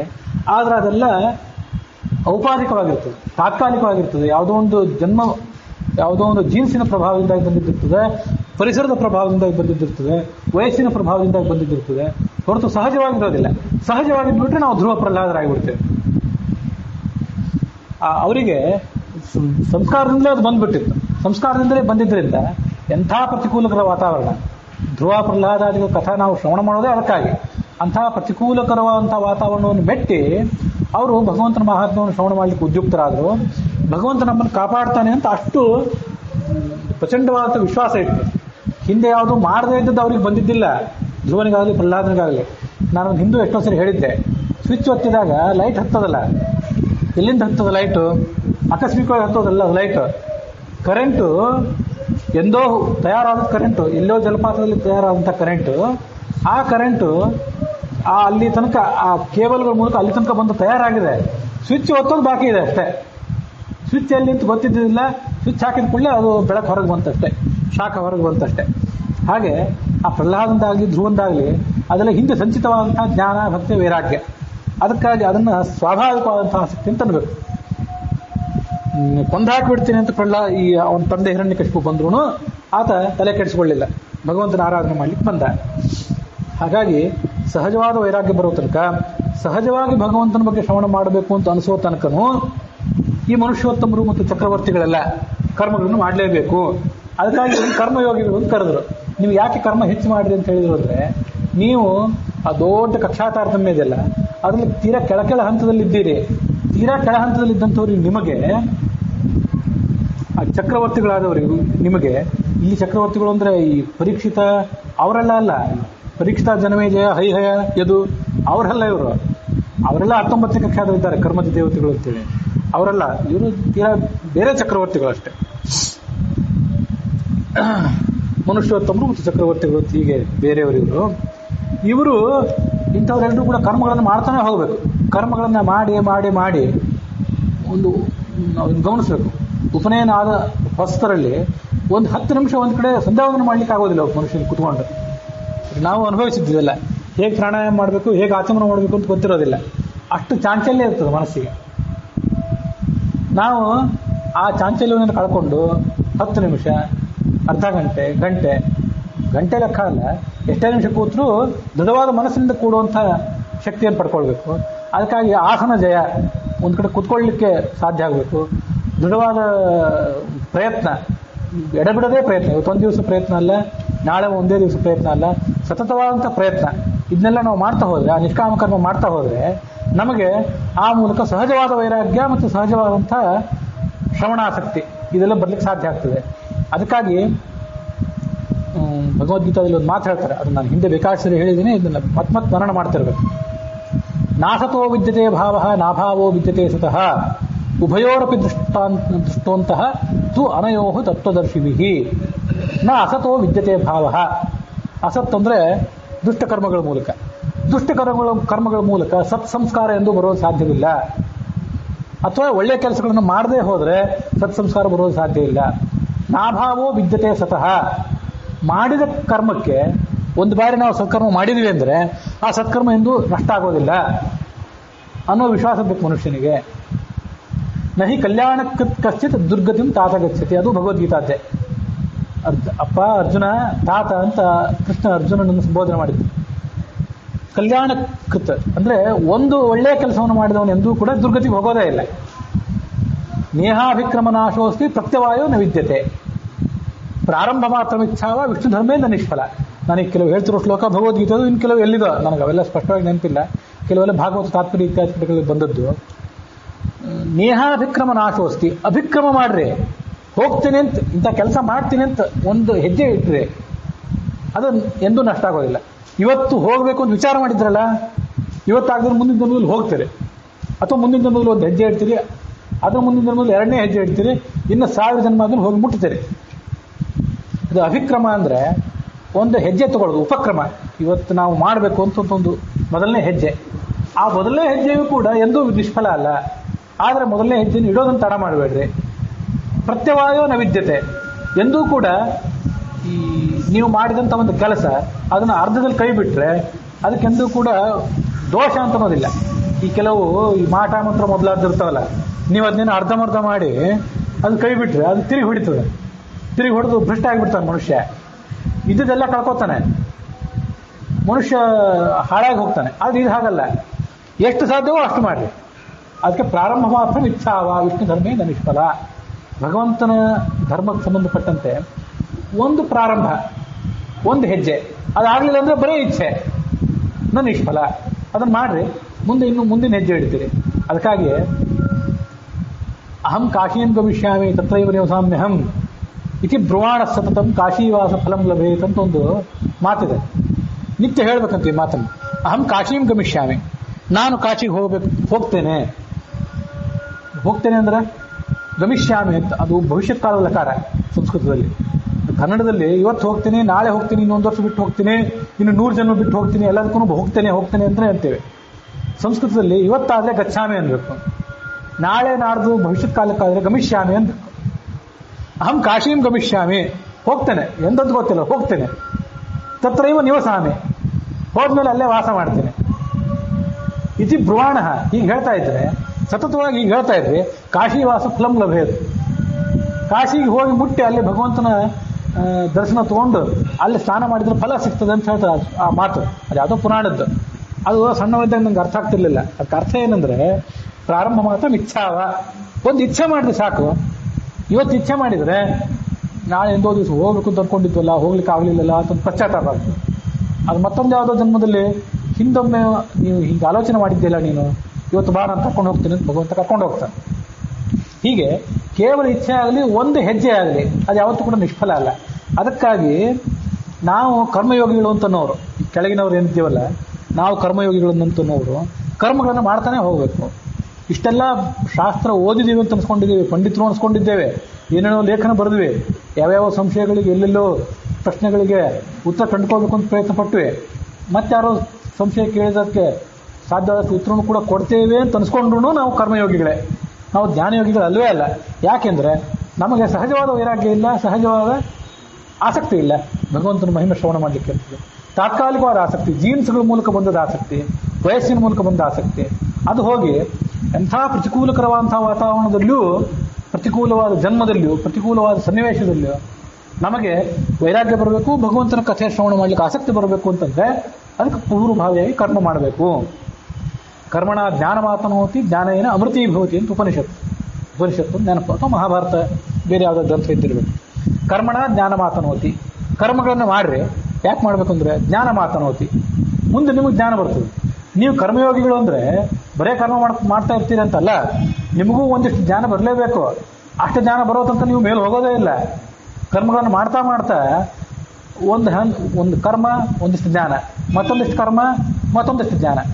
ಹೀಗೆ ನಾವು ಮಾಡೋ ಕರ್ಮಕ್ಕೆ ಆ ಜ್ಞಾನದಿಂದ ಒಂದು ಉತ್ತೇಜನ, ಒಂದು ಪುಟ ಸಿಕ್ಕು ನಾವು ಮೇಲ್ಮೇಲೆ ಆ ಹಾವು ಏಣಿ ಆಟದಲ್ಲಿ ಮೇಲ್ಮೇಲೆ ಹೋಗ್ತಾ ಹೋಗ್ತೇವೆ. ಹಾವು ಏಣಿ ಆಟ ಅಂತ ನಾನು ಭಾಳ ಸರಿ ನೆನಪು ಮಾಡ್ಕೊಳ್ಳೋದಿಲ್ಲ. ಯಾಕೆಂದರೆ ಪ್ರಾರಬ್ಧ ಕರ್ಮದಿಂದ ಮೇಲೆಲ್ಲೋ ಹೋಗಿ ಆ ಹಾವಿನ ಮೂಲಕ ಕಳಿಸ್ಕೊಂಡು ಮತ್ತೆ ಕೆಳಗೆ ಬಂದುಬಿಡ್ತೇವೆ. ಈ ಹಾವು ಅನ್ನೋದು ದೊಡ್ಡ, ಈ ಸಂಸಾರ ಅಂತಂದ್ರೆ ದೊಡ್ಡ ಹಾವಿದು. ಟೀಕಾಚಾರ್ಯ ಅದನ್ನೇ ಹೇಳಿದ್ದಾರೆ, ಕುಪಿತಾಹಿ ಫಣಚ್ಛಾಯಾ ಸಮೀಕೃತ್ಯಾಪರಂ ಸುಖಂ. ನಾವು ಸಂಸಾರ ಸುಖ ಅಂತ ತಿಳ್ಕೊಂಡು ಕೂತಿದ್ದೇವಲ್ಲ ಇಲ್ಲಿ, ಹೇಗೆ ಅಂತಂದ್ರೆ ಒಂದೊಂದು ಕಪ್ಪೆ ಕೂತಂತೆ, ಕಪ್ಪೆ ನಾಲಿಗೆ ತಕ್ಕೊಂಡು ಕೂತಿದೆ ಅಂತ, ಮುಂದೆ ಯಾವ್ದಾದ್ರು ಹುಳ ಇದ್ರೆ ತಿನ್ನಬೇಕು ಅಂತ. ಎಲ್ಲಿ ಕೂತಿದೆ ಅಂದರೆ ಒಂದು ನೆರಳಲ್ಲಿ ಕೂತಿದೆ ಆರಾಮವಾಗಿ. ಆ ನೆರಳಿನಲ್ಲಿ ಕೂತ್ಕೊಂಡು ಇನ್ಯಾವುದಾದ್ರು ಹುಳ ಬಂದು ತಿಂದು ಬಿಡಬೇಕು ಅಂತ. ಯಾವ ನೆರಳಿನಲ್ಲಿ ಕೂತಿದ್ದೇನೆ ಅಂತ ಅದಕ್ಕೆ ಎಚ್ಚರ ಇಲ್ಲ. ಮೇಲ್ಗಡೆ ಹಾವಿನ ಹೆಡೆ, ಅದು ಎಂಥದ್ದು ಕುಪಿತಾಹಿ, ಕೆರಳಿ ಬುಸುಗುಟ್ಟುವಂಥ ಹಾವು. ಅದು ಕೆರಳಿದ್ದು ಬುಸುಗುಟ್ಟಿರೋದು ನಮಗೆ ಗಮನಕ್ಕೆ ಬರ್ತಿಲ್ಲ. ಹಾಗೆ ಕೆಳಗೆ ಕೂತ್ಕೊಂಡು ಆ ಕಪ್ಪೆ ಏನೋ ತಿನ್ನಬೇಕು ಅಂತ ಬರ್ತಿದೆ, ತನ್ನನ್ನು ಮೇಲೆ ತಿನ್ನಲಿಕ್ಕೆ ಅದೊಂದು ಮೇಲಿನ ಹಾವು ಕಾಯ್ತಾ ಇದೆ, ನಮ್ಗೆ ಎಚ್ಚರ ಇಲ್ಲ. ಇದು ಹಾವು ಏಣಿ ಆಟ. ಆ ಹಾವು ಎಲ್ಲೋ ಮೇಲಿನ ಕಚ್ಚಿ ಪ್ರಾರಬ್ಧ ಕರ್ಮದ ಮೂಲಕ ಕೆಳಗೆ ಬೀಳಿಸಿಬಿಡ್ತದೆ. ಅದು ನಾನು ಬೇಕಾದಷ್ಟು ಸರಿ ಹಿಂದೂ ಹೇಳಿದ್ದೇನೆ. ಪರೀಕ್ಷಿತನಿಗೆ ಅದು ಕೊನೆಯ ಜನ್ಮ ಅಂತ. ಆತ ಆ ಪರೀಕ್ಷಿತನ ಜನ್ಮ ಆದ್ಮೇಲೆ ಮುಂದೆ ಮುಕ್ತಿಗೆ ಹೋಗಲಿಲ್ಲ, ಆದರೆ ಅವನಿಗೆ ಕೊನೆಯ ಜನ್ಮ, ಮುಕ್ತಿಗಾಗಿ ಆತ ಕಾಯ್ತಿದ್ದಾನೆ. ಚತುರ್ಮುಖ ಬ್ರಹ್ಮ ಮುಕ್ತನಾದಾಗ ಆತನ ಜೊತೆಗೆ ಆತನು ಮುಕ್ತನಾಗ್ತಾನೆ. ಅಂಥ ಪರೀಕ್ಷಿತನಿಗೆ ಆ ಶಮೀಕ ಋಷಿ ಕೊರಳಿಗೆ ಸತ್ತ ಹಾವನ್ನು ಹಾಕುವಂಥ ಒಂದು ದುರ್ಬುದ್ಧಿ ಬಂತು, ಕಲಿ ಪ್ರವೇಶ ಆಗಿಬಿಡ್ತು. ಕಲಿಯನ್ನು ಸ್ವಯಂ ನಿಗ್ರಹ ಮಾಡಿದವನವನು. ಕಲಿ ಬೇಡ್ಕೊಂಡ, ನನಗೆ ಎಲ್ಲರೂ ಪೂರ ಓಡಿಸ್ಬೇಡ, ನನ್ನನ್ನು ಎಲ್ಲಾದರೂ ಒಂದು ಜಾಗದಲ್ಲಿ ನನಗೊಂದು ಇರ್ಲಿಕ್ಕೆ ಶಕ್ತಿ ಕೊಡು ಅಂತ. ಹಾಗಾದರೆ ಮದ್ಯ, ಜೂಜು, ಸ್ತ್ರೀಯರು, ಬಂಗಾರ ಇತ್ಯಾದಿಗಳೆಲ್ಲ ಇರು ಅಂತ ಹೇಳಿದ್ದ, ಕಲಹ ಇತ್ಯಾದಿ ಕಡೆಗಳಲ್ಲಿ. ಕಲಿ ನಿಗ್ರಹ ಮಾಡಿದಂಥ ಆ ಪರೀಕ್ಷಿತನಿಗೆ 19ನೇ ಕಕ್ಷಾದಲ್ಲಿರೋವನು ಜ್ಞಾನಿ ಹೋಗಿ ಅಂಥವನಿಗೆ ಇಂಥ ಸಮಸ್ಯೆ ಬಂದ್ಬಿಡ್ತು. ಕೊನೆಗೆ ತಾನೇ ಕಲಿ ಪ್ರಭಾವಕ್ಕೆ ಈಡಾಗಿ ಆ ಸತ್ತ ಋಷಿಯ ಕೊರಳಿಗೆ ಹಾವು ಹಾಕಿಬಿಟ್ಟ. ಹೀಗಾಗ್ತದೆ ಎಲ್ಲರಿಗೂ.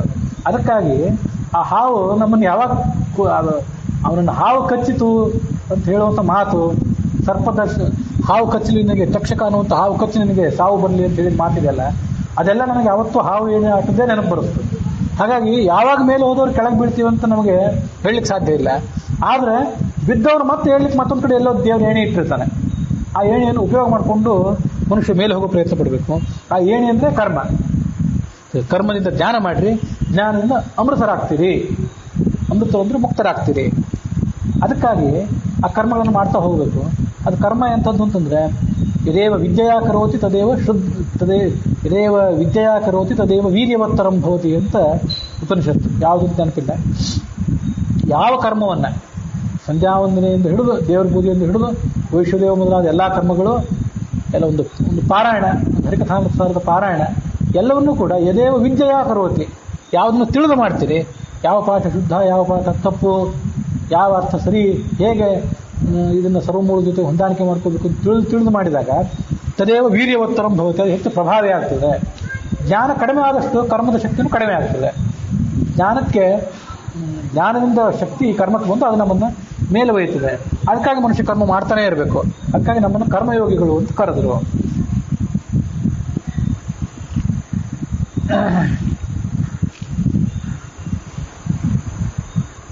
ಸ್ವಧರ್ಮಸ್ಥೋ ಯಜನ್ಯಜ್ಞೈಹಿ ಅನಾಶೀರ್ಮಾಂ ಸುಬುದ್ಧವ ನಯಾತಿ ಸ್ವರ್ಗನರಕವು ಯತಿ ಅನ್ಯತ್ ನ ಸಮಾಚರೇ. ಬುದ್ಧವನಿಗೆ ಕೃಷ್ಣ ಹೇಳಿದ, ವಿಹಿತ ಕರ್ಮಾನುಷ್ಠಾನ ನೀವು ಮಾಡ್ತಾ ಹೋಗ್ರಿ. ವಿಹಿತ ಕರ್ಮಾನುಷ್ಠಾನ ಮಾಡ್ತಾ ಮಾಡ್ತಾ ಸ್ವರ್ಗಾದಿ ಫಲಗಳನ್ನು ಬಯಸೋದನ್ನು ಬಿಡ್ರಿ, ನಿಷಿದ್ಧ ಕರ್ಮಗಳನ್ನು ಆಚರಣೆ ಮಾಡೋದು ಬಿಡ್ರಿ. ಹಾಗಾದರೆ ನೀವೆಂದೂ ಸ್ವರ್ಗಕ್ಕೂ ಹೋಗೋದಿಲ್ಲ, ನರಕಕ್ಕೂ ಹೋಗೋದಿಲ್ಲ, ನನ್ನ ಬಂದು ತಲುಪ್ತೀರಿ. ಕೊನೆಗೆ ಕರ್ಮ ಮಾಡೋದೇನಿದೆಯಲ್ಲ, ಒಂದು ಪಾತ್ರೆ ತೊಳೆದಂತೆ. ಪಾತ್ರೆ ತೊಳೆದು ಮುಂದೆ ಏನು ಮಾಡಬೇಕು? ಅದರಲ್ಲಿ ಒಳ್ಳೆ ಹಾಲು, ನೀರು, ಅಕ್ಕಿಯೋ ಬೇಳೆನೋ ಹಾಕಿ ಮುಂದೆ ಬೇಯಿಸ್ಬೇಕಲ್ಲ. ಬರೇ ಪಾತ್ರೆ ತೊಳೆದು ಇಟ್ಟು ಉಪಯೋಗ ಇಲ್ಲ. ಕರ್ಮಕ್ಕೆ ಜ್ಞಾನಕ್ಕಾಗಿ ಮನುಷ್ಯ ಪ್ರಯತ್ನ ಪಡ್ತಾನೇ ಇರಬೇಕು. ಅದು ನಾನು ಹಿಂದೂ ಎಷ್ಟು ಶ್ಲೋಕ ಹೇಳಿದ್ದೇನೆ.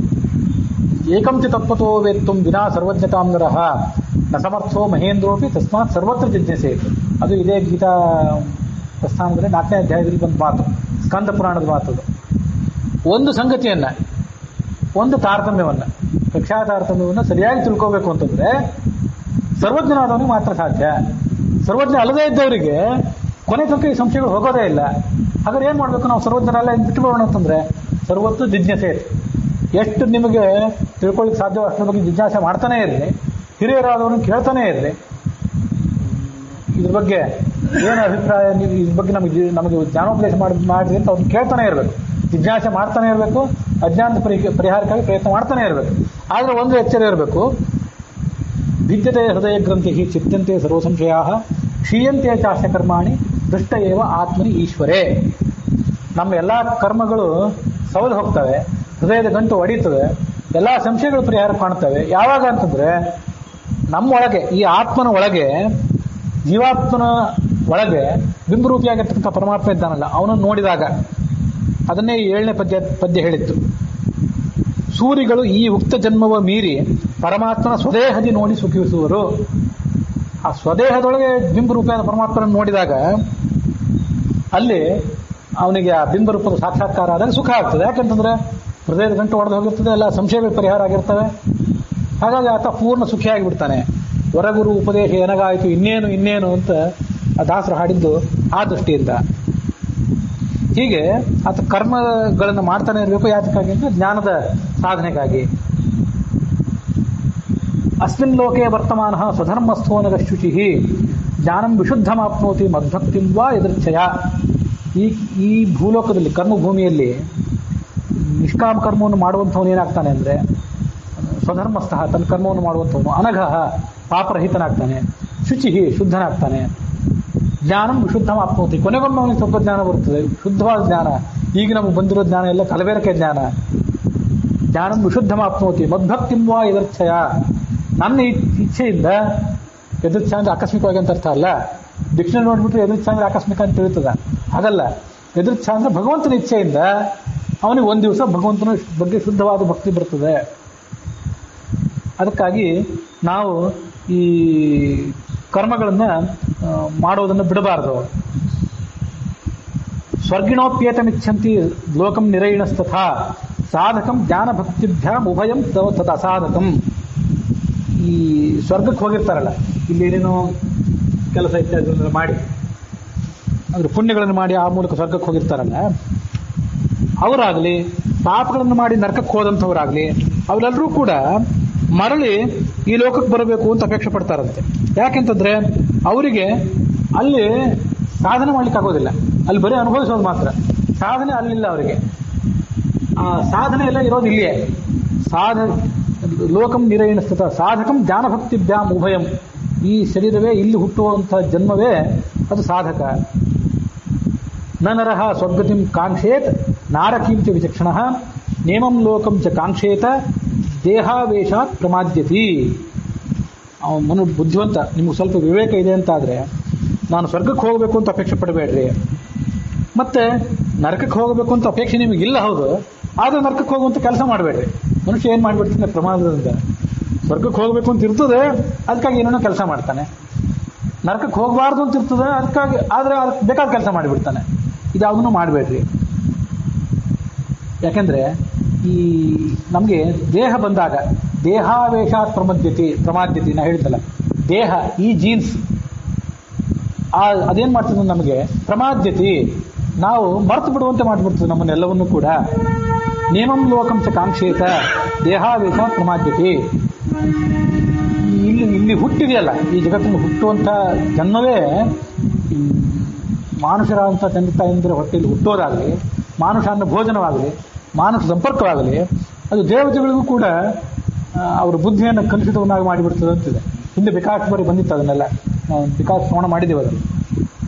ಹಾಗಾಗಿ ಇಲ್ಲಿ ಹುಟ್ಟೆ ನಮ್ಮನ್ನಷ್ಟು ಮೈಮರೆಸಿಬಿಡ್ತದೆ. ಅದಕ್ಕಾಗಿ ಇಲ್ಲಿ ಹುಟ್ಟದೇ ಇರುವಂಥ ಕರ್ಮವನ್ನೇ ಮಾಡಬೇಕು. ಹುಟ್ಟೆ ಸಲಹೆಬೇಡು ಇನ್ನ, ಹುಟ್ಟಿಸಿದ್ದಕ್ಕೆ ಸಾಕು ಇನ್ನ ಅಂತ ಹೇಳಿದ್ದು ಅದೇ ದೃಷ್ಟಿಯಿಂದಲೇ. ದೇಹದ ಆವೇಶ ಇದೆಯಲ್ಲ, ಅದು ಭಗವಂತನನ್ನು ಮರೆತು ಬಿಡುವಂತೆ ಮಾಡ್ತದೆ, ಭಗವಂತನನ್ನು ನಾವು ನಿರಾಕರಣೆ ಮಾಡುವಂತೆ ಮಾಡಿಬಿಡ್ತದೆ. ಅದಕ್ಕೆ ಆ ಛಾಂದೋಗ್ಯ ಉಪನಿಷತ್ತಿನ ಒಂದು ಶಾಂತಿ ಮಂತ್ರ ಇದೆ. ಎಲ್ಲ ಉಪನಿಷತ್ತಿಗೂ ಒಂದು ಶಾಂತಿ ಮಂತ್ರ ಅಂತ ಇರ್ತದೆ. ಈ ಪೂರ್ವಭಾವಿಯಾಗಿ ಆಮೇಲೆ ಅದನ್ನು ಅನ್ಬೇಕಾಗ್ತದೆ. ಪೂರ್ಣಮದ ಪೂರ್ಣಮಿದಂ ಇದೆಯಲ್ಲ, ಅದು ಬೃಹದಾರಂಭ ಉಪನಿಷತ್ತಿಗೆ ಒಂದು ಶಾಂತಿ ಮಂತ್ರ. ಅದು ಸಹನೌ ಭುನಕ್ತು ಸಹನಾವು, ಅದು ಒಂದು ಶಾಂತಿ ಮಂತ್ರ, ಮತ್ತೊಂದು ಯಾವುದೋ ಮಂತ್ರಕ್ಕೆ. ಹಾಗೆ ಛಾಂದೋಗ್ಯ ಉಪನಿಷತ್ತಿಗೆ ಒಂದು ಶಾಂತಿ ಮಂತ್ರ ಇದೆ. ನಾವು ದೇಹದ ಆವೇಶಕ್ಕೊಳಗಾಗಿ, ಈ ಪರಿಸರದ ಪ್ರಭಾವಕ್ಕೊಳಗಾಗಿ ಭಗವಂತನನ್ನು ಮರೆಯೋದು ಅಂತಂದಾಗ ನನಗೆ ಆ ಶಾಂತಿ ಮಂತ್ರದ ನೆನಪು ಬರ್ತದೆ ಯಾವತ್ತೂ ಕೂಡ. ಆಪ್ಯಾಯಂತ ಮಮಾಂಗಾನಿ ವಾಕ್ ಪ್ರಾಣಶ್ಚಕ್ಷು ಶ್ರೋತ್ರಮಥೋ ಬಲಮಿಂದ್ರಿಯಾಣಿ ಚ ಸರ್ವಾಣಿ ಸರ್ವಂ ಬ್ರಹ್ಮೋಪನಿಷದಂ ಮಾಹಂ ಬ್ರಹ್ಮ ನಿರಾಕುರ್ಯಾಂ ಮಾಂ ಮಾ ಬ್ರಹ್ಮ ನಿರಾಕರೋತ್ ಅನಿರಾಕರಣಮಸ್ತ್ವನಿರಾಕರಣಮಸ್ತು ಅನಿರಾಕರಣಂ ಮೇಸ್ತು ತದಾತ್ಮನಿ ನಿರತೆ ಯ ಉಪನಿಷತ್ಸು ಧರ್ಮಾಸ್ತೆ ಮಯಿ ಸಂತು ತೇ ಮಯಿ ಸಂತು. ನನ್ನ ವಾಕ್, ಪ್ರಾಣ, ಚಕ್ಷುಸ್ಸು, ಶ್ರೋತ್ರ, ನನ್ನ ಇಂದ್ರಿಯಗಳು ಇವೆಲ್ಲವೂ ಕೂಡ ಆಪ್ಯಾಯಂತು ನನ್ನನ್ನು ಭಗವಂತನ ಕಡೆಗೆ ಅಭಿಮುಖನನ್ನಾಗಿ ಮಾಡಲಿ. ನಮಗೆ ಬ್ರಹ್ಮ ಉಪನಿಷದಂ ಭಗವಂತನ ಕುರಿತಾದ ರಹಸ್ಯವನ್ನು ಇವೆಲ್ಲವೂ ತಿಳಿಸುವಂತೆ ಸಹಾಯ ಮಾಡಲಿ. ಮಾಹಂ ಬ್ರಹ್ಮ ನಿರಾಕುರ್ಯಾಂ, ಇದು ಪ್ರಾರ್ಥನೆ ಎಷ್ಟು ಮಹತ್ವದ್ದಂದ್ರೆ ನಾನು ಬ್ರಹ್ಮನನ್ನು ಯಾವತ್ತೂ ಕೂಡ ನಿರಾಕರಣೆ ಮಾಡದೇ ಇರುವಂತಾಗಲಿ. ಮಾಮ್ಮ ಬ್ರಹ್ಮ ನಿರಾಕರೋತ್, ನಾನು ಭಗವಂತನ ನಿರಾಕರಣೆ ಮಾಡಬಾರ್ದು, ಭಗವಂತ ನನ್ನನ್ನು ನಿರಾಕರಣೆ ಮಾಡಬಾರ್ದು. ಇಬ್ಬರು ಪರಸ್ಪರ ಮಾಡಬೇಕು. ಅನಿರಾಕರಣ ವಸ್ತು ಅನಿರಾಕರಣ ವಸ್ತು ಎರಡು ಸರಿ ಕೇಳ್ಕೊಂಡಿದ್ದಾರೆ. ಈ ನಿರಾಕರಣೆ ಪರಸ್ಪರ ಅನಿರಾಕರಣ, ಪರಸ್ಪರರನ್ನ ನಿರಾಕರಣೆ ಮಾಡದೇ ಇರೋದೇನಿದೆಯಲ್ಲ ಇದು ಎರಡು ಸರಿ. ನೀನು ನಿರಾಕರಣೆ ಮಾಡಬೇಡ, ನಾನು ನಿರಾಕರಣೆ ಮಾಡೋದಿಲ್ಲ, ನೀ ನನ್ನನ್ನು ಮರಿಬೇಡ, ನಾನೇನು ಮರೆಯೋದಿಲ್ಲ. ಇದು ಈ ಉಪನಿಷತ್ತಿನ ಹಿನ್ನೆಲೆಯಲ್ಲಿ ನನಗೂ ಆಣೆ ರಂಗ ನಿನಗೂ ಆಣೆ ಅನ್ನೋ ದಾಸರ ಹಾಡನ್ನು ತಗೊಳ್ಬೇಕು. ಅವರಿಗೆ ಆ ಹಾಡುವಾಗ ಒಳಗೆ ಎಂಥ ಒಂದು ಅದುಮಿಟ್ಟಂಥ ಭಾವನೆ ಇರ್ತದೆ ಅಂದರೆ ಅದು ಸುಮ್ಮನೆ ಏನೋ ಗೆಜ್ಜೆ ಕಟ್ಟಿ ಕುಣಿದು ಹಾಡೋದು ಹಾಡಲ್ಲ ಅದು. ನೀನನ್ನು ಮರೆಯೋದು ನಾನೇನು ಮರೆಯೋದಿಲ್ಲ ಅನ್ನೋ ಭಾವನೆ ಈ ಉಪನಿಷತ್ತಿನ, ಈ ಛಾಂದೋಗ್ಯ ಉಪನಿಷತ್ತು ಮತ್ತು ಕೆಲವು ಉಪನಿಷತ್ತುಗಳಿಗೆ ಇದು ಒಂದು ಶಾಂತಿ ಮಂತ್ರ. ಇದು ಅನಿರಾಕರಣಮಸ್ತು ನಾವೆಂದೂ ಪರಸ್ಪರ ಮರೀದೇ ಇರುವಂತಾಗಲಿ ಅಂತ ಭಗವಂತನ ಕೇಳ್ಕೊಳ್ಬೇಕು. ಅದಿಲ್ಲದೆ ಹೋದ್ರೆ ದೇಹಾವೇಶ ಪ್ರಮಾದ್ಯತೆ ಭಾಗವತ ಹೇಳಿದಂತೆ. ಮಾನವ ಶರೀರ ನಶ್ವರ ಹೌದ್ರಿ, ಮಾನವ ಶರೀರ ನಶ್ವರ ಆದ್ರೆ ಏನಂತೆ, ಅವನು ಭಗವಂತನನ್ನು ಮರೆಯದೆ ಸಾಯೋದ್ರೊಳಗೆ ಮುಂದೆ ಸಾವು ಹುಟ್ಟು ಬರದೇ ಇರುವಂತೆ ಆಗಬೇಕು ಶಾಶ್ವತವಾಗಿ. ಅದಕ್ಕಾಗಿ ತಕ್ಕ ಪ್ರಯತ್ನ ಮಾಡಬೇಕು. ಅಪ್ರಮತ್ತ ಇದಂ ಜ್ಞಾತ್ವ ಮರ್ತ್ಯಮಪಿ ಅರ್ಥಸಿದ್ಧಿದಂ, ಹೀಗೆ ಭಾಗವತ ಕೇಳಿದೆ. ಮುಂದೆ ಕೆಲವು ಬಹಳ ಮೌಲಿಕವಾದಂತಹ ಉಪದೇಶಗಳಿವೆ. ನಮಗೆ ಈಗ ಬೇಕಾದ್ದೇನೆಂದರೆ ಕರ್ಮಯೋಗ, ಜ್ಞಾನಯೋಗ, ಭಕ್ತಿಯೋಗ, ಅದರ ಬಗ್ಗೆ ಬೇಕಾಗಿರುತ್ತೆ. ಅದಕ್ಕಾಗಿ ಅಲ್ಲಿ ಏನು ಮಾಹಿತಿ ಬಂದಿತ್ತು ಅಂತ ಅನ್ನೋದನ್ನು ಹೇಳಿದೆ. ಈಗ ನಾನು ಭಾಗವತದಲ್ಲಿ ಇದನ್ನು ಮಾತ್ರ ಹೇಳಿದೆ. ವಸ್ತುತಃ ಭಾಗವತ ತಾತ್ಪರ್ಯ ಆ ಕರ್ಮಯೋಗ, ಜ್ಞಾನಯೋಗ ಮತ್ತು ಭಕ್ತಿಯೋಗಕ್ಕೆ ಇನ್ನೂ ಕೂಡ ಸ್ಪಷ್ಟವಾದ ವಿವರಣೆಯನ್ನು ಕೊಟ್ಟಿದೆ.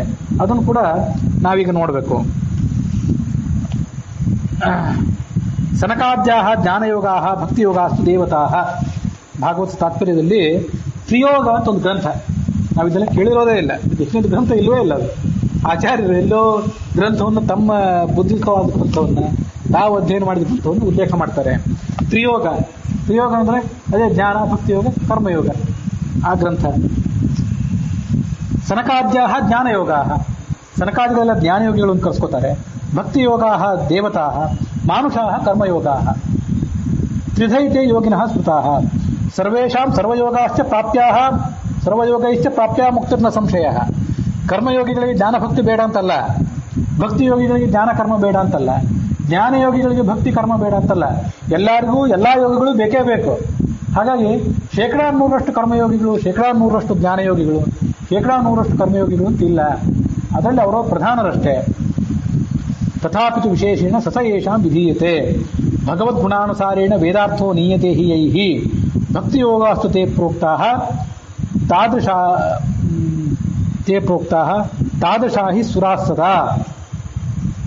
ಈ ದೇವತೆಗಳನ್ನ ಭಕ್ತಿಯೋಗಿಗಳು ಅಂತ ನಾವೀಗ ಕರಿತೀವಲ್ಲ, ಭಕ್ತಿಯೋಗಿಗಳು ಯಾಕೆ ಕರಿತೇವೆ ಅಂತಂದ್ರೆ ಅವರಿಗೆ ಈ ವೇದ, ಮಹಾಭಾರತ, ಈ ಎಲ್ಲ ದೊಡ್ಡ ದೊಡ್ಡ ಗ್ರಂಥಗಳು ಇವುಗಳ ರಹಸ್ಯ ಅಂತ ಅನ್ನೋದು ಬಹಳ ಸುಲಭವಾಗಿ ತಿಳಿದು ಹೋಗಿರ್ತದೆ. ಬಹಳ ಗಾಢವಾದಂಥ ಅಧ್ಯಯನ ಮಾಡಬೇಕಾಗಿಲ್ಲ, ಅವರು ಮಾಡಬೇಕಾಗಿಲ್ಲ ಅಂತ ತಿಳ್ಕೊಬೇಡ್ರಿ, ಮಾಡ್ತಾರೆ, ಅದೆಲ್ಲ ಮುಂದೆ ಬರೋದಿದೆ. ಕಲ್ಪಗಟ್ಟಲೆ ಅವ್ರು ಸಾಧನೆ ಮಾಡ್ತಾರೆ ಅಂತೇಳಿ.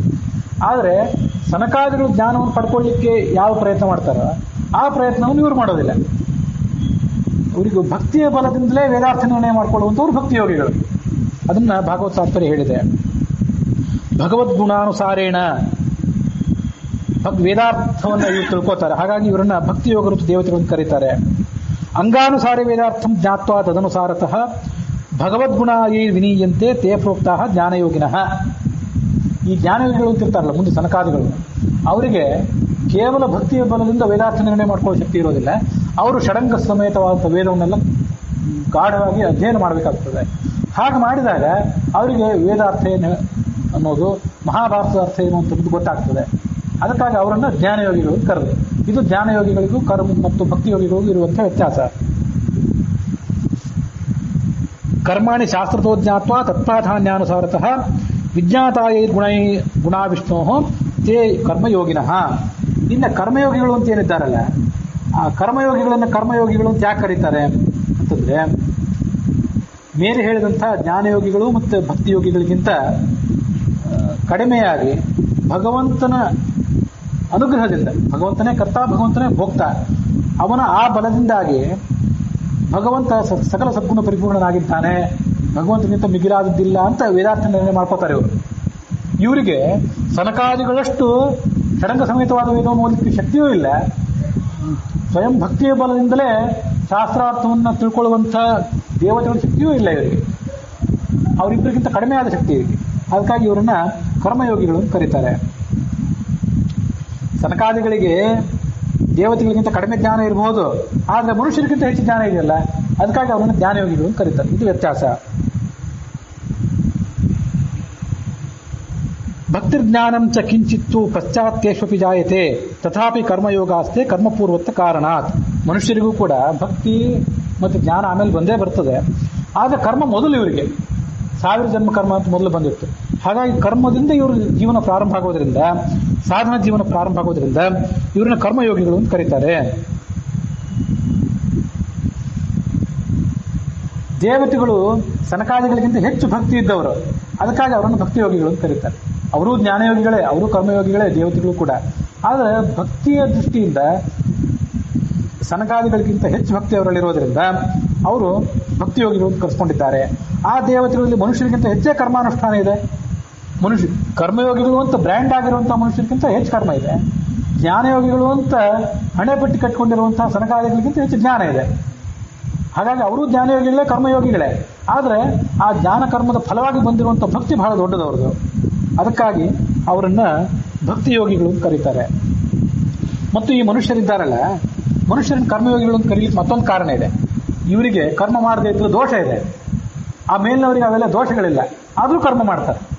ನಿಮ್ಮನ್ನ ಯಾಕೆ ಕರ್ಮಯೋಗಿಗಳು ಅಂತ ಕರಿಬೇಕು ಅಂದರೆ, ಕರ್ಮ ಮಾಡದೇ ಇದ್ರೆ ನಿಮ್ಗೊಂದು ಪಾಪ ಬರ್ತದೆ. ಆ ಪಾಪಕ್ಕೆ ಹೆದರಿ ನೀವು ಕರ್ಮ ಮಾಡ್ತೀರಿ. ಇಲ್ಲದೇ ಇದ್ರೆ ನೀವು ಕರ್ಮ ಸ್ವಾಭಾವಿಕವಾಗಿ ಮಾಡೋದೇ ಇಲ್ಲ. ನೀವು ಆ ಹಂತಕ್ಕೆ ನೀವು ಏನಿಲ್ಲ, ಆ ಯೋಗ್ಯತಾನೇ ನಮಗಿಲ್ಲ. ಹಾಗಾಗಿ ನಾವು ಕರ್ಮ ಮಾಡಿದ್ರು ಕೂಡ ಹೆದರಿ ಮಾಡ್ತೇವೆ ಹೊರತು ಸ್ವಾಭಾವಿಕವಾಗಿ ಮಾಡೋ ಶಕ್ತಿ ನಮಗಿಲ್ಲ. ಅವ್ರ ಮೇಲಿನವ್ರು ಹಾಗಲ್ಲ, ಕರ್ಮಗಳನ್ನು ಸಹಜವಾಗೇ ಮಾಡ್ತಾರೆ. ಅದಕ್ಕಾಗಿ ನಮ್ಮನ್ನು ಕರ್ಮಯೋಗಿಗಳು ಅಂತ ಕರೆದ್ರು. ಕರ್ಮಕ್ಕೆ ಹೆದರಿ, ದೋಷಕ್ಕೆ ಹೆದರಿ, ಪಾಪಕ್ಕೆ ಹೆದರಿ ಯಾರು ಕರ್ಮ ಮಾಡ್ತಾರಲ್ಲ ಅವ್ರು ಕರ್ಮಯೋಗಿಗಳು ಅಂತ ಅದಕ್ಕೆ ಅರ್ಥ.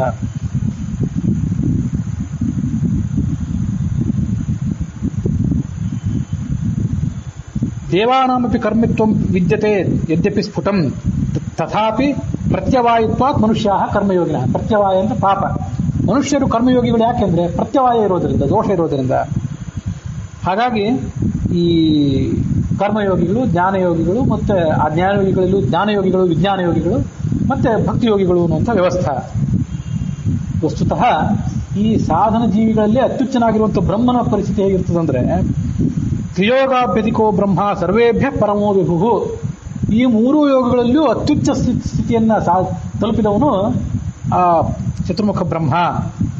ಅದಕ್ಕಾಗಿ ಅವ್ನಿಗೆ ಏನು ಕರೀಬೇಕು ಹೆಸರು ಅಂತಂದ್ರೆ, ಯಾರು ಯೋಗೇಶ, ಯೋಗೀಶ ಅಂತ ಹೆಸರು ಇಟ್ಕೊಂಡವರಿದ್ರೆ, ತಮ್ಮ ಮಕ್ಕಳಿಗೆ ಯಾರು ಹೆಸರು ಇಡೋರಿದ್ರೆ ಇದನ್ನ ನೆನ್ಪು ಮಾಡ್ಕೊಳ್ಬೇಕು. ಮಹಾಯೋಗೇಶ್ವರೇಶೇಷ ತಸ್ಮಾತ್ ಬ್ರಹ್ಮ ಚತುರ್ಮುಖ. ಮಹಾಯೋಗಿಗಳು ಅಂತ ಏನಿರ್ತಾರಲ್ಲ, ಆ ಮಹಾಯೋಗಿಗಳಿಗೆ ಈಶ್ವರರು ಅಂತ ಮತ್ತೆ ಕೆಲವರು ಇರ್ತಾರೆ. ಅವ್ರಿಗೆ ಈಶ್ವರ ಅಂತ ಮತ್ತೆ ಕೆಲವರು ಇರ್ತಾರೆ. ಅವ್ರಿಗೆ ಈಶ ಈತ ಸತ್ವ ಮಹಾಸತ್ವ ಸೂಕ್ಷ್ಮ ಸತ್ವ ಚತುರ್ಮುಖ ಅಂತ ಹಿಂದೆ ಬಂದಿತ್ತಲ್ಲ, ಹಾಗೆ ಮಹಾಯೋಗಿ ಈಶ್ವರ, ಈಶ ಅವ್ರಿಗೆ ಈತ ಈಶ. ಹಾಗಾಗಿ ಯೋಗೀಶ ಅಂತ ಹೆಸರಿಟ್ರೆ, ಯೋಗೀಶ ಅಥವಾ ಯೋಗೇಶ ಎರಡು ಇಟ್ಟರೆ ತಪ್ಪಲ್ಲ. ಹಾಗೆ ಹೆಸರಿಟ್ರೆ ಅದು ಪೂರ್ಣವಾಗಿ ಅನ್ವಯಿಸುವುದು ಭಗವಂತನಿಗೆ. ಅದಿರಲಿ, ಆತ ಭಗವಂತ ಲಕ್ಷ್ಮೀದೇವಿ ಸಾಧನ ಜೀವಿಗಳಲ್ಲ, ಅದು ಮುಕ್ತ ಕೋಟಿಯಲ್ಲಿದ್ದಂಥವ್ರು, ನಿತ್ಯ ಮುಕ್ತರು, ಸಂಸಾರಕ್ಕೆ ಬಿದ್ದವರೇ ಅಲ್ಲ. ಸಂಸಾರಕ್ಕೆ ಬಿದ್ದವರಲ್ಲಿ ಯೋಗೀಶರು, ಯೋಗೇಶ್ವರು ಅನ್ನುವ ಶಬ್ದಕ್ಕೆ ಇಷ್ಟು ಪೂರ್ಣವಾಗಿ ಯಾರಿಗೂ ಹೆಸರಿಡ್ಲಿಕ್ಕೆ ಆಗೋದಿಲ್ಲ. ಮಹಾಯೋಗೇಶ್ವರ ಯಶೇಷ ಅಂತ ಯಾರಿಗೂ ಹೆಸರಿಡ್ಲಿಕ್ಕೆ ಆಗೋದಿಲ್ಲ. ಇಟ್ಟರೆ ಯೋಗೇಶ ಅಂತ ಇಟ್ಟರು ಇವು ಎಲ್ಲವನ್ನೂ ಅದರಲ್ಲಿ ಅಡಕವಾಗಿರುವಂತ ನಾವು ಅರ್ಥ ಮಾಡ್ಕೊಂಡು ಇಡಬೇಕು. ತ್ರಿಯೋಗೆ, ತ್ರಿಯೋಗ ಅನ್ನೋ ಗ್ರಂಥದಲ್ಲಿ ಹೀಗೆ ಆಚಾರ್ಯ ಹೀಗೆ ಪ್ರಾಯ ವೇದವ್ಯಾಸರೇ ರಚನೆ ಮಾಡಿದ ಗ್ರಂಥ ಇದ್ದಿರಬೇಕು. ಅದನ್ನು ಆಚಾರ್ಯರು ಭಾಗವತ ತಾತ್ಪರ್ಯದಲ್ಲಿ ಉಲ್ಲೇಖ ಮಾಡಿ ಆ ಜ್ಞಾನಯೋಗಿಗಳು ಕರ್ಮಯೋಗಿಗಳು ಅಂದ್ರೆ ಏನು ಅಂತ ವಿಸ್ತಾರವಾಗಿ ಹೇಳ್ತಾರೆ. ಕರ್ಮಯೋಗಿಗಳ ಬಗ್ಗೆ ಇದೇ ಸಂಧಿಯಲ್ಲಿ ಈಗಾಗಲೇ 3ನೇ ಪದ್ಯದಲ್ಲಿ ಬಂದಿದೆ. ಈ 4ನೇ ಪದ್ಯದಲ್ಲಿ, ಈ 8ನೇ ಪದ್ಯದಲ್ಲಿ 7 ಪದ್ಯಗಳು ಸಮಾಪ್ತಿ ಕಂಡಿದ್ವು. ವಿಸ್ತಾರವಾಗಿ ನಾವು ನೋಡಬೇಕಾದಂತಹ ಮೊದಲನೇ ಪದ್ಯ ಅಂದ್ರೆ 8ನೇ ಪದ್ಯ. ಆ ದೇವಗಾಯಕರು, ಆಜಾನ ದೇವತೆಗಳು, ಚಿರಪಿತಗಳು ಇವರೆಲ್ಲರೂ ಕೂಡ ಜ್ಞಾನಯೋಗಿಗಳು ಅಂತ ಕರೆಸ್ಕೊಂಡಿದ್ದಾರೆ. ಅವರ ಮೇಲೆ ಪುಷ್ಕರ ಇದ್ದಾನೆ, ಶನೈಶ್ವರ ಇದ್ದಾನೆ, ಉಷಾ ಇದ್ದಾಳೆ, ಸ್ವಾಹ ಇದ್ದಾಳೆ, ಬುಧ ಇದ್ದಾನೆ, ಸನಕಾದಿಗಳಿದ್ದಾರೆ. ಮೇಘಾವಳಿಕ ಪರ್ಜನ್ಯ 20ನೇ ಕಕ್ಷಾದಲ್ಲಿದ್ದಾನೆ, ಸನಕಾದಿಗಳು 19ನೇ ಕಕ್ಷಾದಲ್ಲಿದ್ದಾರೆ. ಅದು ಹೇಳೋದಾದ್ರೂ ಸ್ವಲ್ಪ ಹಿಂದೆ ಮುಂದೆ ಮಾಡಿ ಹೇಳಿದ್ದಾರೆ. ಇವರೆಲ್ಲ ಸಾಂಶ ದೇವತೆಗಳು. ಈ ಸಾಂಶ ದೇವತೆಗಳು ಇದ್ದಾರೆ, ಇವರೆಲ್ಲ ಜ್ಞಾನಯೋಗಿಗಳು ಅಂತ ಕರೆಸ್ಕೊತಾರೆ. ಅದರಲ್ಲೂ ಕೂಡ ಈ ಮುಂದಿನವರು ವಿಜ್ಞಾನ ಯೋಗಿಗಳು ಅಂತ ಕರೆಸ್ಕೊಂಡಿದ್ದಾರೆ, ಸ್ವಲ್ಪ ವಿಶೇಷ ಜ್ಞಾನ ಇರೋದರಿಂದ ಅನ್ನುವಲ್ಲಿಗೆ ಈ ಕಲ್ಪಸಾಧನ ಸುಳಾದಿಯ 8ನೇ ಪದ್ಯ. ಒಟ್ಟಾರೆ ಪದ್ಯಗಳಲ್ಲಿ ಇದು 738ನೇ ಪದ್ಯ. ಅದು ಇಲ್ಲಿಗೆ ಸಮಾಪ್ತಿಯನ್ನು ಕಂಡಿದೆ. ಇವತ್ತಿನ ಈ ಕಥಾಭಾಗ ಏನಿದೆಯಲ್ಲ, ಇದು ಇವತ್ತು ವೈಕುಂಠ ಚತುರ್ದಶಿ, ಧಾತ್ರಿ ಹವನ ಅಂತ ನೆಲ್ಲಿ ಗಿಡದ ಕೆಳಗೆ ಹೋಮ ಎಲ್ಲ ನಡೀತದೆ. ಆ ನೆಲ್ಲಿ ಗಿಡದ ಅಂತರ್ಯಾಮಿಯಾಗಿರ್ತಕ್ಕಂಥ, ಧಾತ್ರಿ ವೃಕ್ಷದ ಅಂತರ್ಯಾಮಿಯಾಗಿರ್ತಕ್ಕಂಥ ಭಾರತೀಯರ ಮುಖ್ಯ ಪ್ರಾಣಾಂತರ್ಗತನಾದಂಥ ಭಗವಂತ. ಯಾವ ಭಗವಂತ ಅಂದರೆ ಗೋಜ ಅನ್ನೋ ಭಗವಂತ. ಹಂಸ ಶುಚಿಷತ್ ಗೋಸರಂತ ಹಿಂದೆ ಕಾಟಕೋಪನಿಷತ್ತಿನ ಒಂದು ಮಂತ್ರ ಒಂದು ದಾಸರು ಹೇಳಿದ್ರು. ಗೋಜ ಅಂತಂದ್ರೆ, ಗೋ ಅಂದ್ರೆ ಭೂಮಿ, ಆ ಭೂಮಿಯಲ್ಲಿ ಹುಟ್ಟುವಂಥ ವೃಕ್ಷಗಳಿವೆ ಅಲ್ಲ, ಆ ವೃಕ್ಷಗಳಲ್ಲಿ ಗೋಜ ಅನ್ನೋ ಹೆಸರಿನಿಂದ ಭಗವಂತ ಇದ್ದಾನೆ ಅಂತ ಬಂದಿತ್ತು. ಅಂಥ ಭಗವಂತನನ್ನ ಈ ಉತ್ಥಾನ ದ್ವಾದಶಿ ದಿವಸ ತುಳಸಿಯಲ್ಲಿ ಮುಖ್ಯ ಪ್ರಾಣ, ಅವನೊಳಗೆ ಈ ಗೋಜ, ದಾಮೋದರ ಇತ್ಯಾದಿ ಇದ್ದಾನೆ. ನಾವು ಅದನ್ನೆಲ್ಲ ಸುಲಭವಾಗಿ ಮಾಡ್ಕೋತೀವಿ, ರಾಧಾ ದಾಮೋದರ ಇತ್ಯಾದಿ ಸುಲಭವಾಗಿ ತಿಳ್ಕೋತೀವಿ.